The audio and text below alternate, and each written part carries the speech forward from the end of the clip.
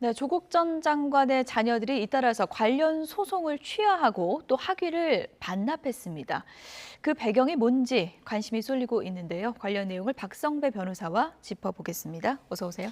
안녕하세요. 네, 남매 승복 결정이 잇따라서 나왔는데 조국 네. 전 장관 아들 같은 경우에는 학위를 반납하겠다 그랬는데 학위라는 게 이렇게 반납하겠다면 반납할 수 있는 건가요? 곧바로 반납의 효력이 발생하지는 않습니다. 조 전 장관의 아들은 우선 미국 조지 워싱턴대 온라인 시험을 조 전 장관 측이 대신 치루어줬다는 의혹이 불거져 있고, 나아가서 이 연세대 대학원과 관련해서는 입학 전형 당시에 허위 인턴 확인서를 제출해 합격하였다는 의혹이 불거져 있습니다. 특히나 이 허위 인턴 확인서는 더불어민주당 최강욱 의원이 변호사 재직 당시에 조 전 장관 아들 측에 교부해 주었고, 사실과 다른 인턴 확인서가 대학원에 제출됨으로써 대학원의 입학 사정 업무를 방해했다는 업무 방해 혐의로 최광욱 의원이 1심과 2심 모두 징역 8월에 집행유예 2년 의원직 상실형을 받은 상황입니다. 이 상황에서 조 전 장관 아들 측이 이 석사 학위를 자진 반납하겠다는 의사를 담은 내용 증명을 연세대 대학원에 발송한 상황입니다. 예.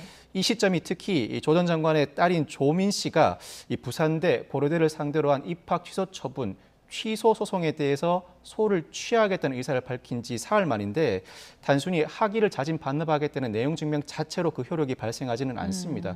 누군가가 어떤 대학 졸업생이 아닌 것으로 하겠다고 해서 그 대학 졸업생이 아니게 되는 것은 아닌 것처럼 학위를 반납하겠다는 의사로만 그 효력이 발생하지는 않고, 고등교육법 그리고 학교의 학칙에 따라서 심의를 거쳐 학위를 반납하는 절차 내지는 결정을 거쳐야 예. 실제로 학위가 취소될 수가 있습니다. 그러니까요. 연세대 측에서도 지금 본인의 의사만으로 당장 취소는 이제 어렵다는 분위기인 것 같은데, 네. 이게 이제 학칙에 의해서 이제 회의가 이루어지지 않겠습니까? 이런 이제 그렇습니다. 본인의 반납 의사는 좀 중요하게 반영이 되는 건가요? 충분히 반영될 수는 있습니다. 사실 흔하게 벌어지는 사안은 아닙니다. 그렇죠. 그렇지만 고등교육법 그리고 연세대 학칙상 학위 반납을 원한다고 해서 바로 반납이 이루어지는 것은 아니고, 입학, 학위 취소를 위해서는 자체 심의를 거쳐야 합니다.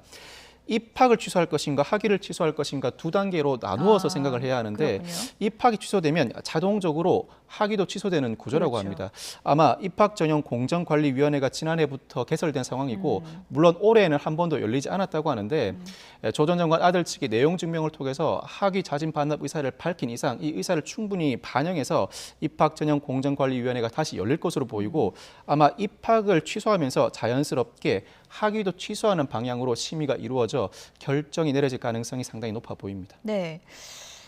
허위 인턴 확인서 의혹인데 이 사건과 연루된 사람이 조금 전에 언급하셨던 최강욱 의원 아니겠습니까? 1, 2심에서는 지금 의원직 상실형이 나온 상황이고 대법원에 지금 가 있는데, 네네. 이게 무슨 전원 합의처에 회부됐다는데 왜 그런 거예요? 최강욱 의원이 1심과 2심 모두 징역 8월에 집행유예 2년을 선고받았습니다. 업무 방해 혐의가 유죄가 인정된 것인데, 그 자체가 의원직 상실형이라 최강욱 의원 입장에서는 대법원에서까지 치열하게 다투지 않을 수 없는 입장입니다. 나름대로 억울할 수는 있습니다만 실제로 제대로 인턴 활동을 하지 않았음에도 불구하고 사실관계와 다른 인턴 확인서를 발급해 주었고, 이 인턴 확인서가 연세대 대학원에 제출됨으로써 입학 사정 업무를 방해했다는 혐의입니다. 예. 대법원에서는 전원 합의체 회부가 됐습니다. 통상 대법원 소부, 즉 대법관 3명만으로 구성된 소부에서 결정을 내리는 경우가 대부분인데, 예. 전원 합의체 회부되는 경우는 기존 판례를 변경해야 할 필요성이 있다거나 소부의 대법관 간의 의견의 일치를 보지 못했다거나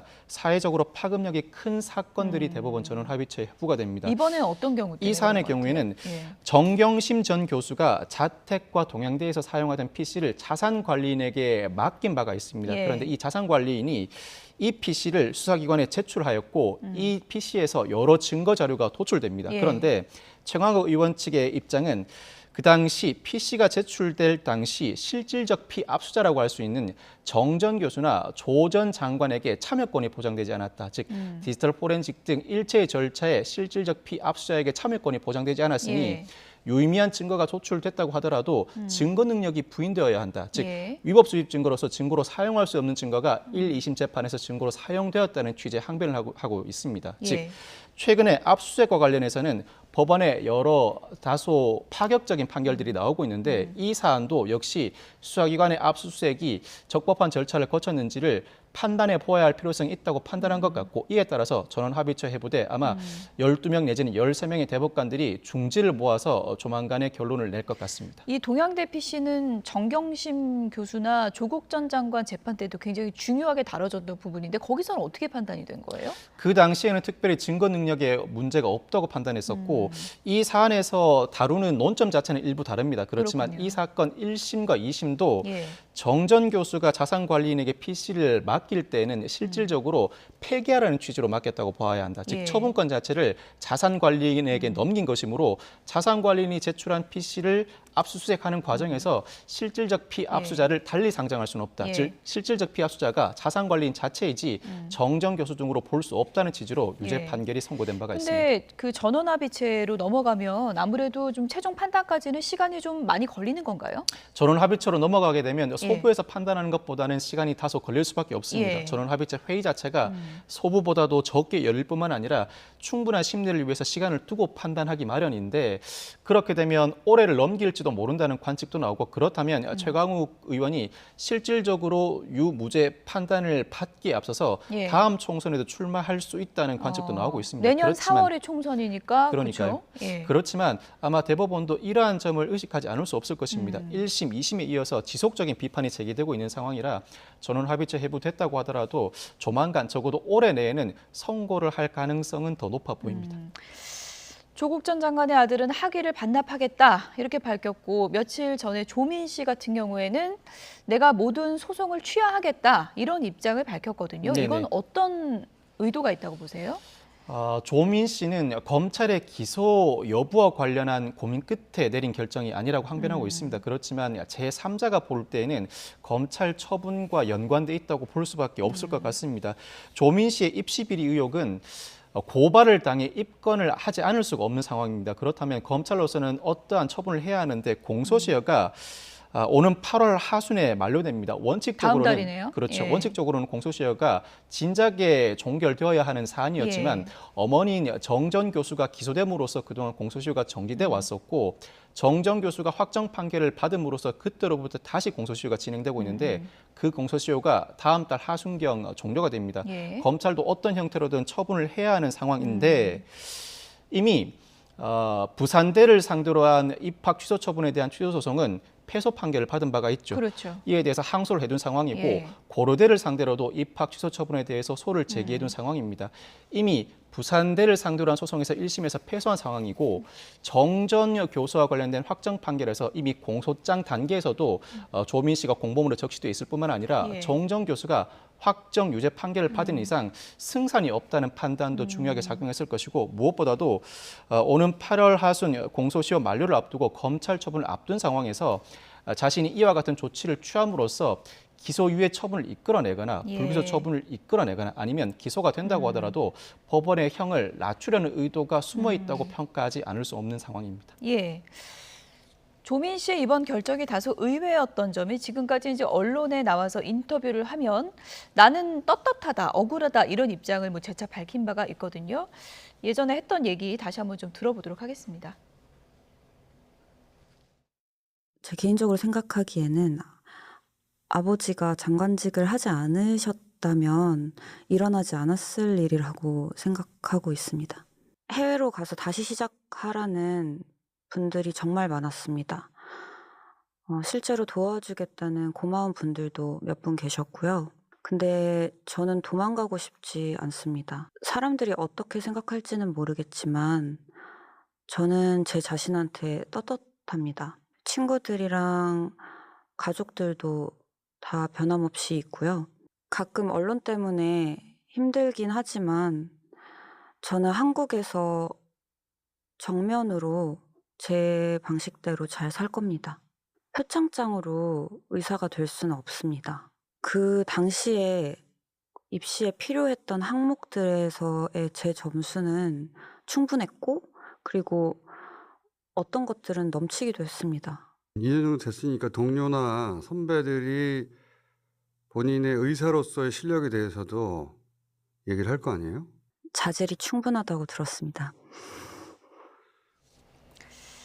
네, 나는 떳떳하다, 자질이 충분하다 이렇게 자신만만한 입장을 보였던 조민 씨였는데 이제 소송을 모두 취하하겠다. 네. 좀 전략적으로 봤을 때는 기소가 될 경우에 지금 네. 뭐 재판 상황이 자신에게 불리하게 돌아갈 수 있다 이렇게 판단을 한 걸까요? 어떻게 보십니까?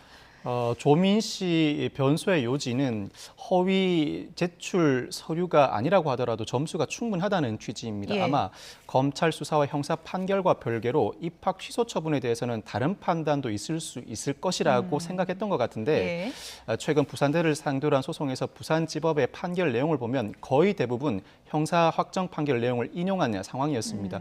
더 이상 다투는 것 자체가 무의미하다는 판단을 했을 가능성이 높고 사실 조민 씨 입장에서는 개인으로서는 상당히 가혹하게 느껴질 수 있는 상황입니다. 뿐만 아니라 검찰 입장에서도 어떠한 사건이 불거졌을 때 온 가족 모두를 기소하고 온 가족 모두를 실형 선고를 받도록 조치하지는 않습니다. 예. 물론 수사기관은 범죄 혐의가 있을 때는 수사해야 한다는 것이 원칙이지만 예. 현실에서는 모든 범죄 혐의를 수사하지도 않고 예. 모든 범죄 혐의와 관련된 모든 관련자를 다 수사하지도 않습니다. 통상 가족이 연루된 사건의 경우에는 가장 주된 인물 한두 명 정도만 수사에 기소를 하거나 그 외에 다른 가족에 대해서는 애초에 입건을 하지 않는 경우가 대부분인데 그렇군요. 이 사안은 고발이 이루어진 이상 입건을 하지 않을 수가 없고 검찰로서는 판단을 해야 합니다. 예를 들어서 예전 숙명여고 쌍둥이 시험 문제 유출 사건에서도 예. 교무부장이던 아버지는 기소돼서 예. 징역 3년의 실형을 선고받은 바가 있습니다. 그런데 이 사건 당시에도 검찰은 두 딸까지 기소하는 것은 가혹하다고 보고 당시에 두 딸이 미성년자인 신분이어서 형사 정식 기소가 아니라 소년부 송치를 한 바가 있습니다. 즉 소년보호 재판을 받도록 예. 했는데 법원이 오히려 이 사건은 단순히 소년보호 재판으로 그칠 사안이 아니라고 보고 검찰의 사건을 돌려보냄으로써 그랬군요. 검찰이 부득이 기소를 하기에 이르렀고 역시 이 두 딸들도 집행유예 선고를 받게 되었습니다. 아마 이 선례가 존재하다 보니 조민 씨 입장에서도 통상의 사건 수사 방식과는 별개로 이 사안도 국민적 관심사가 상당히 컸고 사회적 파급력이 큰 예. 사건이다 보니 자신도 기소될 가능성이 상당히 높다고 판단한 것 같습니다. 검찰도 대법원 판결의 취지 그리고 가담 형태, 태도 등을 두루 고려해서 신상에 관한 처분을 할 예정이라는 원론적인 입장을 밝히고 있는데 기소할 가능성이 더 높아 보이기는 합니다. 그렇다면 그렇습니까? 예. 법원 단계에서 형량을 낮추기 위해서라도 현재 진행되고 있는 소송에서 일정한 조치를 취할 필요가 있다는 판단을 한 것 같고 그 외에도 자신의 혐의를 인정하고 반성하는 태도를 보여야 적어도 검찰 단계에서 기소유예 처분을 끌어내거나 기소 이후에도 유의미한 감형을 받을 수 있지 않을까 예상할 수 있습니다. 이른바 이런 승복 결정이 좀 영향을 미칠 가능성도 있는 거군요. 검찰의 처분뿐만 아니라 예. 재판의 선고 결과에도 상당한 영향을 미칠 수는 있습니다. 그렇군요. 그런데 이제 일각에서는 뭐 정치적인 뭐 판단이긴 하지만 이 남매들의 이딴 이런 결정이 어떻게 보면은 내년 총선을 앞두고 조국 전 장관 총선 출마를 위한 뭐 좀 정리작업 아니냐 이런 또 시각도 있더라고요. 조 전 장관 스스로가 총선 출마를 선언하지 않은 상황이라 섣부른 예단은 할 수 없지만 예. 조 전 장관의 총선 출마 가능성은 여러모로 거론되고 있고 실제로 조 전 장관 입장에서는 총선 출마가 유일한 돌파구라고 생각할 수도 있는 상황입니다. 예. 만약 그렇다면 털어야 할 부분은 털어야 할 것인데 예. 비록 자녀들에게는 가혹하지만 예. 자녀들로서도 구제받을 가능성이 상당히 낮은 이상 이 문제를 이와 같은 방식 즉 소송을 취해야 한다든가 학위를 자진 반납하는 형태로 털 수 있을 만큼 자체적으로 털고 총선 준비를 시작한다는 평가도 충분히 가능한 상황이죠. 다음 달에 기소 여부는 또 어떻게 결정 나올지 좀 지켜보겠고요. 김남국 의원 얘기를 좀 해보도록 하겠습니다. 지금 뭐 코인 의혹과 관련해서 김남국 의원 관련 수사도 막 진행되고 있는 그런 상황인데 SNS에 이런 글을 올렸습니다. 제가 먼저 소개를 좀 해드리겠습니다. 거짓말 탐지기 조사를 받겠다 이런 글을 올렸어요. 거짓말 탐지기 통해서 의심만으로 없는 사실을 쫓는 수사가 조속히 좀 끝났으면 좋겠다. 검찰이 엉뚱한 수사에 수사력을 낭비하지 않았으면 좋겠다 이런 글을 올렸고요. 언론에 보도된 메콩 코인은 미공개 정보 이용 거래와는 명백히 다르다. 2022년 2월 중순경에 처음 예치해서 약 1년 4개월 이상 계속 보유하고 있다. 이런 내용을 밝혔습니다. 네, 김남국 의원, 거짓말 탐지기 조사를 갑자기 받겠다는데 이건 어떤 의도일까요? 이러한 맥락에서 나오게 된 발언입니다. 검찰이 최근 김남국 의원이 과거 메콩 코인을 샀을 무렵 비슷한 형태로 사고판 패턴을 보이는 가상 지갑 10개를 특정해 수사를 이어나가고 있습니다. 이 가상 지갑 10개 대부분이 평소에는 매집이 거의 없거나 소량이었다가 김남국 의원이 메콩코인을 매집한 그 시기에 매집 수량이 급등한 패턴을 보였다고 합니다. 2개월 후에 메콩코인은 실제로 해외 거래소에 상장되었고 거래량이 워낙 적은 코인이다 보니 위험성이 상당히 큰데 대량 매집을 하였다면 미공개 정보를 이용했을 가능성도 높을 뿐만 아니라 유사한 패턴을 보이는 다른 지갑과의 관련성이 밝혀낸다면 실제로 미공개 정보 의혹이 상당 부분 사실로 밝혀질 수 있을 것이라는 것이 검찰의 시각입니다. 이와 같은 검찰 수사 관련 보도가 나오자 거짓말 탐지기 조사라도 받겠다는 김남국 의원의 주장이 나오게 된 것인데 이 거짓말 탐지기는 사실 증거 능력 자체는 없습니다. 하고 싶다고 하는 것도 아니죠. 하고 싶다고 하는 것도 아니고 예. 무엇보다도 수사기관이 피의자나 참고인에게 요청해서 진행되는 경우가 일반적이고 예. 사실 증거 능력이 없다 보니 법원에서는 이 거짓말 탐지기를 자료로 사용하지 않습니다. 또 거짓말 탐지기를 실시하는 과정에서 실제 진실 여부와 무관하게 오류 가능성도 충분히 있죠. 그렇지만 김남국 의원도 밝히고 있는 것처럼 수사기관은 수사를 마무리하는 단계에서 거짓말 탐지기를 유의미한 정황으로 파악하기도 합니다.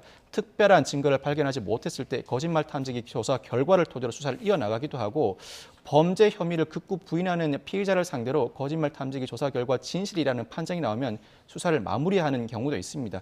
김남국 의원 입장에서는 당시 메콩코인을 미공개 거래 정보를 이용해 사지도 않았고 예.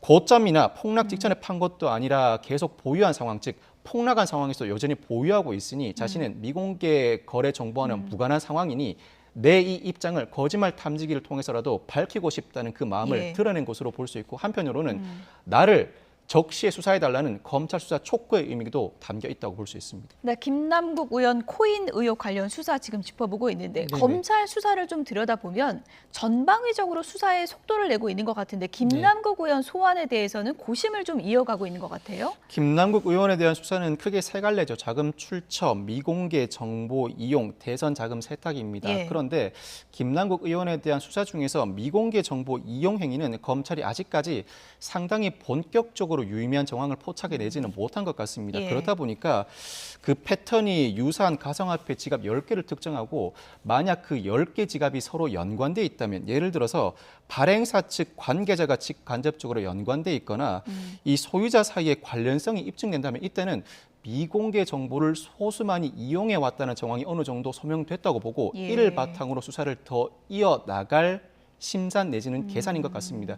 이 계획이 검찰의 예정대로 풀려나간다면 김남국 의원에 대한 미공개 정보 거래 의혹 수사는 상당 부분 진전될 것으로 보입니다만 아직까지는 그 혐의가 구체적으로 특정된 수준까지는 아닌 것으로 보입니다. 예. 아마 이 수사를 진행하는 과정에서 다른 가상화폐 지갑 10개에 대한 압수수색 영장이 기각되기도 하는 등 검찰 수사가 우여곡절을 빚어왔는데 이제는 본격적인 그 압수수색에 이은 분석이 이어지는 이상 어느 정도 혐의가 특정된다면 김남국 의원에 대한 소환 가능성을 조율해 나갈 것으로 보입니다. 그 혐의를 특정해 나가는데 아직까지는 구체적인 혐의 특정까지는 이르지 못한 것 같고 의혹이 짙어진다면 이때는 예. 김남국 의원에 대한 직접적인 소환 조사를 조율해 나가지 않을까 예상해 봅니다. 네, 김남국 의원이 뭐 한동안 잠적 아닌 잠적도 했었고 이 문제에 대해서 굳게 입을 다문 시간도 길었었는데 네. 미공개 정보 이용해서만큼은 적극적으로 반박을 했고 이번에도 언론 보도가 나오자마자 SNS에 적극적으로 반박을 했거든요. 네네. 그러니까 미공개 정보 이용과 관련해서는 본인이 굉장히 좀 억울하다 이런 점을 강조하고 싶어하는 걸로 보이는데 어떤 의도일까요? 미공개 정보 이용과 관련해서는 자신이 전혀 관련성이 없을 뿐만 아니라 각 코인 발행사 측 고위급뿐만 아니라 말단 직원 누구도 만나지 않았다는 점을 강조하고 있습니다. 예. 이 점이 인정된다면 사실 국회의원으로서의 처신뿐만 아니라 일반인의 입장에서 보더라도 상당히 치명적인 범죄 혐의라고 할 수 있습니다. 형량이 좀 높은가요, 이건? 특히 국회의원의 경우에는 미공개 거래 정보를 이용한다면 예. 현재 김남국 의원의 주장대로 고점 내지는 폭락 직전에 가상화폐를 팔아서 실제로 이득을 취득하지 못했다고 하더라도 상당한 투자 기회를 제공받은 것이니 그 자체가 정치자금 거래법 위반일 뿐만 아니라 예. 나아가 충분히 뇌물수수로도 거론할 수 있는 사안입니다. 이 자체의 파급력이 워낙 크다 보니까 실제 사실관계가 다르다면 더 적극적으로 김남국 의원 측 입장에서는 반박할 수밖에 없는 상황이라고 할 수 있죠. 네, 일단 뭐 윤리위 차원에서는 또 이제 거래 내역을 제출하지 않고 있다 이렇게 또 이제 주장을 하고 있는 상황이고 사실관계 여부가 최종적으로 밝혀지기까지 시간 좀 걸릴 것 같습니다. 네네. 지금까지 박성배 변호사였습니다. 고맙습니다. 네, 감사합니다.